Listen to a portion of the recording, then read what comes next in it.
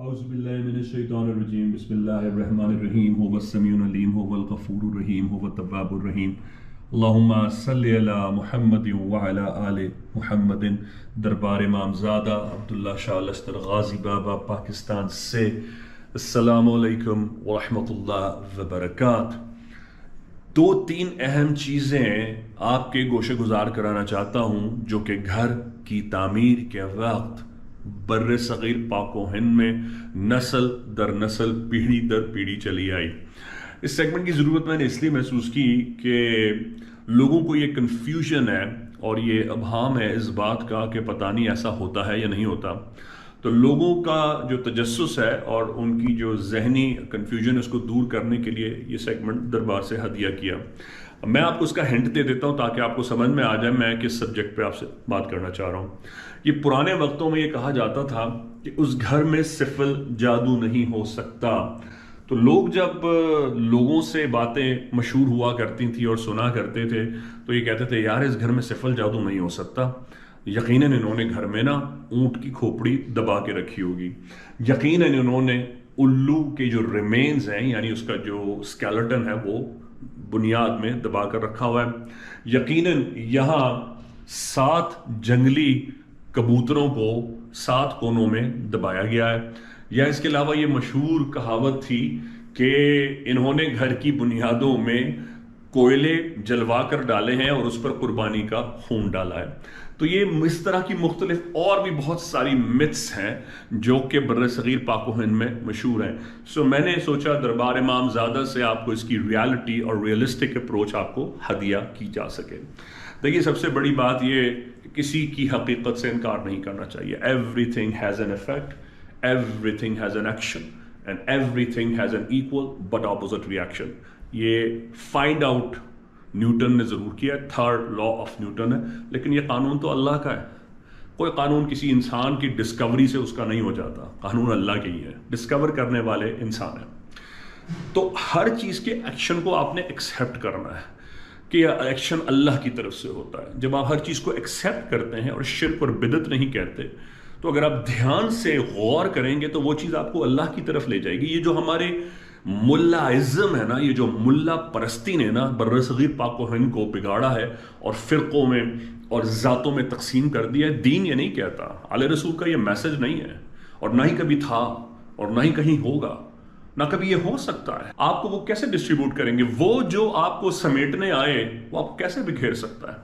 तो जब आप तहकीक करेंगे और गौर करेंगे, तदब्बुर करेंगे, जैसा कि कुरान में इरशाद होता है गौर करने वालों के लिए इस कायनात में निशानियाँ, तो आप जब अल्लाह की किसी भी तमकनत पर उसके एक्शन पर गौर करेंगे आप पहुंच अल्लाह तक जाएंगे। तो इसको हर चीज़ को शिर्क बिदअत नहीं कहना चाहिए। उस वक्त होता है जब किसी चीज़ को आप ऑर्थोडॉक्स तरीके से गलत तरीके से इस्तेमाल करें। फॉर एग्जाम्पल कुरान को गलत तरीके से पढ़ें, फॉर एग्जाम्पल मकरूहात चीज़ों को किसी इंसानियत के नुकसान के लिए इस्तेमाल किया जाए, या किसी भी हरबे को नॉन कुरानिक वे से, नॉन इस्लामिक मेथड से या नापाकी के मेथड को अक्वायर करके किया जाए।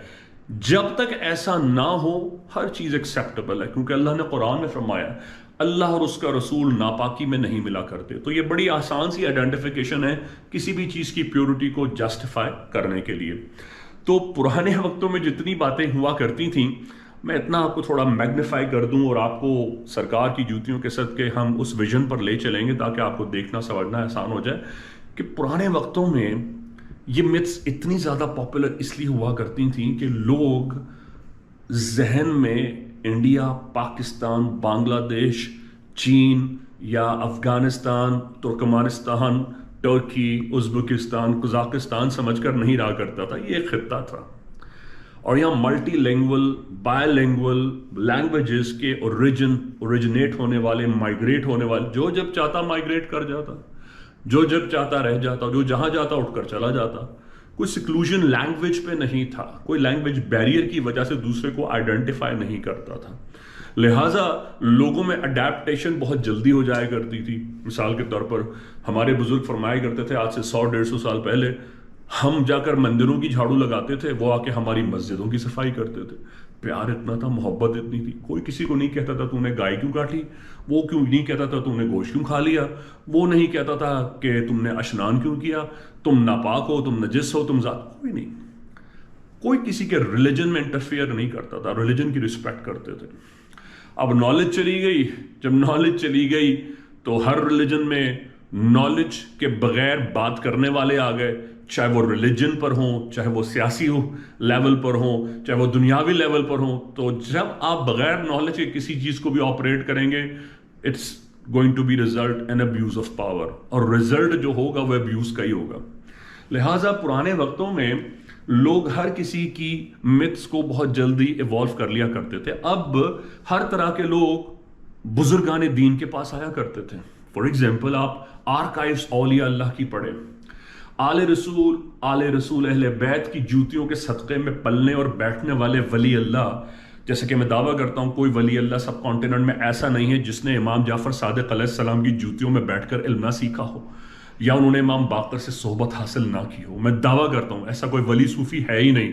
کسی کا شجرہ چھانیں گے نا، اگر وہ نسب سے نہیں تو طریقت سے وہی نکلے گا کہ جنہوں نے ان کی صحبت سے علم حاصل کر کے وہ مقام ولایت پایا ہو. بزرگان دین کے پاس ہر مسلک سے، ہر مذہب سے لوگ آیا کرتے تھے اور پوچھا کرتے تھے اس کا حل بتا دیجئے یہ کیسے ہوتا ہے، اور ہم اس مصیبت میں ہیں. تو وہ انہیں سجیسٹ کر دیا کرتے تھے، بھائی تم مسلم نہیں ہو تو کم از کم تم وہ راستہ کر لو، ہم تمہارے لیے دعا کریں گے.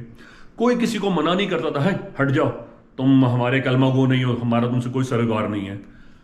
آج سے 100-150 سال پہلے بزرگان دین آل رسول اہل اللہ ریفیوز نہیں کرتے تھے، اور 150 سال کے بعد آج نئے ایرا میں پیدا ہونے والے لوگوں کو دھتکار دیتے ہیں اور یہ پوچھتے ہیں ان کے عقیدوں کو کھنگال کے، آپ شیعہ ہیں، آپ بریلوی ہیں، آپ اہل حدیث ہیں، آپ اہل سنت ہیں، یہ بتائیے نقشبندیہ سلسلے سے، قادریہ، چشتیہ، او میرے خیال سے آپ قادیانی ہیں.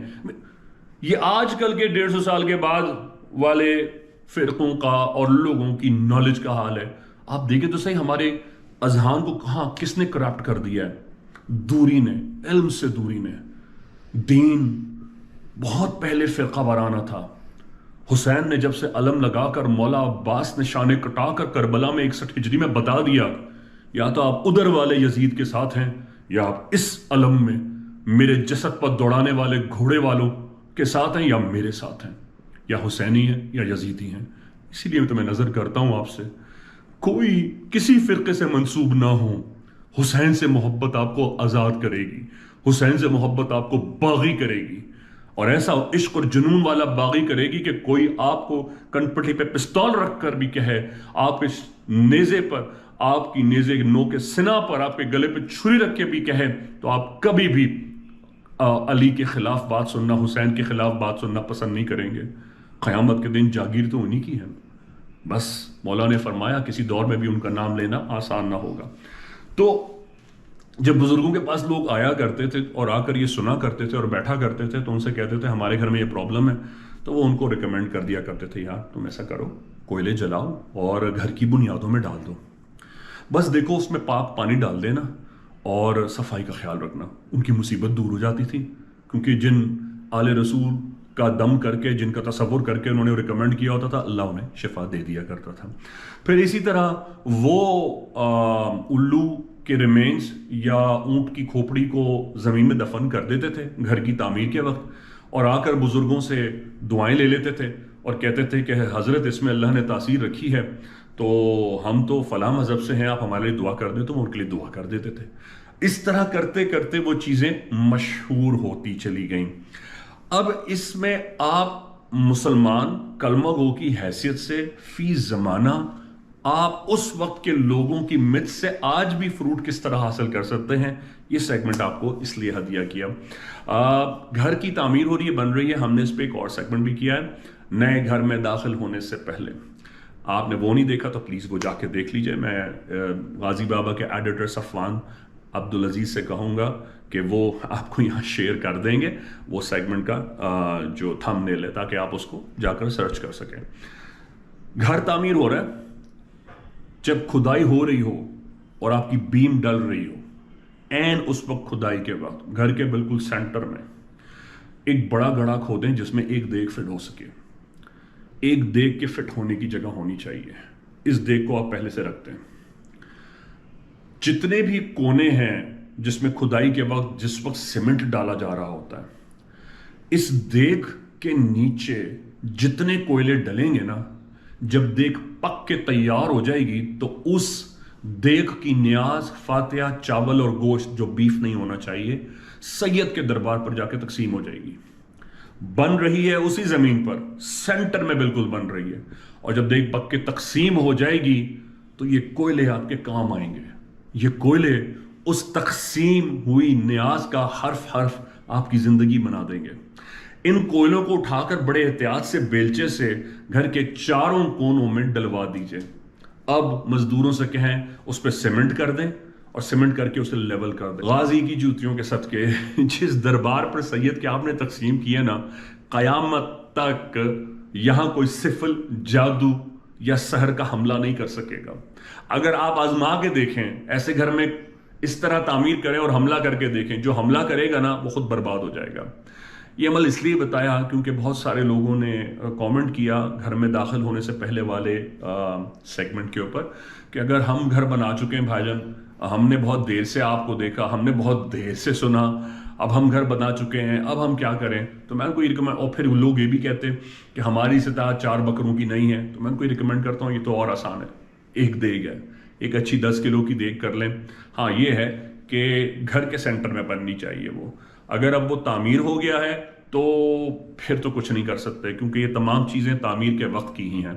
اگر آپ نے نہیں کی ہیں تو میں اس میں معذرت چاہتا ہوں, اس میں پھر اور ہم دوسرے سیگمنٹ کر لیں گے, لیکن وہ پھر آپ کو کرتا رہنا پڑے گا. یعنی کہ میں آپ کو, اگر آپ کی گھر کی تعمیر ہو چکی ہے اور آپ اس کی حفاظت کرنا چاہ رہے ہیں, اس میں یہ کنڈیشن ہے کہ پھر آپ کو کوئی طریقہ بتاؤں, پھر آپ کو ایوری منتھ کرنا پڑے گا. یہ وہ چیزیں ہیں جو لوگ بزرگوں سے اٹیچ رہتے تھے, ایسوسیٹ رہتے تھے, تو ان کی مرضی منشا کے بغیر قدم بھی نہیں چلا کرتے تھے, تو ہمیشہ فیض یاب ہوتے تھے. اللہ پاک امام زمانہ کا ظہور فرمائے. بحق غازی یا غازی. السلام علیکم ورحمۃ اللہ وبرکاتہ. دربار امام زادہ عبداللہ شاہ اللہ شاہ غازی سے خوش آمدید. وعلیکم السلام. بھائی آپ یہاں پر آئے, آپ نے ٹوکن لیا, آپ کی بھائی سے ملاقات ہوئی, آپ کا علاج ہوا, الحمدللہ آپ کو دوائی بھی ملی, تو کیا اس دوران آپ سے کسی بھی طرح کا ہدیہ, ڈونیشن یا فیس لی گئی؟ انشاءاللہ ہمارے سے کوئی فیس نہیں لی گئی ہے, نہ کوئی چیز لی گئی ہے. میں تو آج پہلی دفعہ آیا ہوں. ماشاءاللہ والدہ میری 12 سال سے یہاں آ رہی ہیں, اور 12 سال سے کم 15 دفعہ میں والدہ کے ساتھ آ چکا ہوں, بائک پہ, کبھی کار میں, کبھی کسی چیز پہ. ماشاءاللہ ہر چیز میں پورے ہیں. دوسری بات یہ کھانے پینے کا ہر چیز کا انتظام کرا جاتا ہے. کینسر کے مریضوں کو پہلے دیکھا جاتا ہے, ڈائلسس کے مریضوں کو پہلے دیکھا جاتا ہے, اس لیے وہ بیٹھ نہیں سکتے یا پریشانی کے باعث بنتے ہیں, اس لیے ان کو پہلے دیکھا جاتا ہے. یہ آج میں نے اپنی آنکھوں سے دیکھ لیا ہے, اور لہٰذا یہ مجھے بھی کسی نے کہا تھا کہ وہاں چلے جائیں عبداللہ شاہ غازی بھائی جان کے پاس. ایک رات کی پریشانی ہوگی, اللہ نے چاہو اس کے بعد دوبارہ جانے کی, دوائی لینے کی کوئی پریشانی نہیں ہے. 10 15 20 منٹ لگتے ہیں. باہر سے آؤ, فائل دو, آپ اپنی دوائی لو, انشاءاللہ چلے جائیں.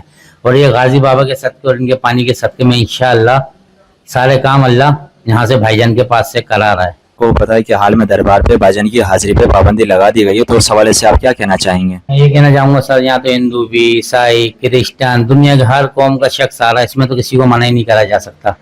بھائی جان تو ہمارے وہ اولیاء ہیں, وہ کرام ہے, دنیا ہاتھ پاؤں چوم رہی ہے, ان کو کیسے منع کرا جا سکتا ہے, یہ بتایا جائے. وعلیکم السلام رحمۃ اللہ وبرکاتہ. نہیں بھائی, کوئی ایسی فیس وغیرہ مجھ سے نہیں لی گئی, اور ماشاءاللہ یہاں پہ اتنا بہترین طریقے سے بھائی جان کے پاس انتظام ہے کہ میں اپنے بھائی کو دوائی لینے کے لیے مریض بنا کے لے کے آیا ہوں, لیکن ماشاءاللہ میرا ایسا دل ہو رہا ہے, اتنی انہوں نے مجھے انتظامیت نے عزت دی ہے, صحیح طریقے سے بٹھایا, کھانے پینے کا ناشتہ واشتہ یہ وہ سب کچھ ماشاءاللہ بھائی جان کی طرف سے. مجھے تو اتنا مزہ آ رہا ہے کہ گھر پہ جانے کا دل نہیں ہو رہا. ماشاءاللہ بھائی جان کو اللہ زندگی دے, ترقی دے, اور انشاءاللہ آپ بھی جو ہے نا, جو سننے والے ہیں ماشاءاللہ بھائی جان کے پاس آئیں. ہر چیز کا علاج ہے, آپ کو اتنا مزہ آ جائے گا کہ بس آپ کو میں کیا بتاؤں. پابندی کس وجہ سے لگا دی گئی بھائی؟ یہاں تو ہر قوم کا بندہ, ہر انسان ہے, عبداللہ شاہ غازی بابا ہے وہاں, یہاں تو کسی کی پابندی کا کوئی جواز ہی نہیں بنتا. اور بھائی جان جیسے پہ اگر پابندی لگا دی تو لگائی کس نے بھائی, یہ مجھے بتائیں. بڑی بات ہے یار, جو اس نے اتنی بڑی بات کر دی, لگتا ہے وہ بھائی جان سے ملے نہیں ہے. وعلیکم السلام ورحمۃ اللہ وبرکاتہ. یا غازی, میرا نام مقدام غازی ہے, اور میں الحمدللہ دربار عبداللہ شاہ غازی پر پچھلے 10 साल से अल्हम्दुलिल्लाह भाईजान के साथ खिदमत में हूँ और इस वक्त मैं शिकागो USA में रिहाइश पजीर हूँ, मैं खिदमत में हूँ और इस वक्त भी मैं इंशाअल्लाह पाकिस्तान में खिदमत कर रहा हूँ। और माशाअल्लाह से हमारे मुर्शिद भाईजान के साथ और उनका दरबार अब्दुल्ला शाह गाजी दाखिला ममनू है, ये सरासर गलत है और हम इसकी पूरी तरह से मजम्मत करते हैं। खिदमत में आता हूँ और भाईजान के साथ यहाँ पर हम लोग फी सबीलिल्लाह दवा अल्हम्दुलिल्लाह कोई किसी किस्म का हदिया नहीं वसूल करते और भाईजान और हम सब गुलामान गाजी फी सबीलिल्लाह लोगों को मेडिसिन अल्हम्दुलिल्लाह देते हैं। ये देख कर दवा अगली देंगे हाँ, इतना तो कर लेंगे शहजादे भैया।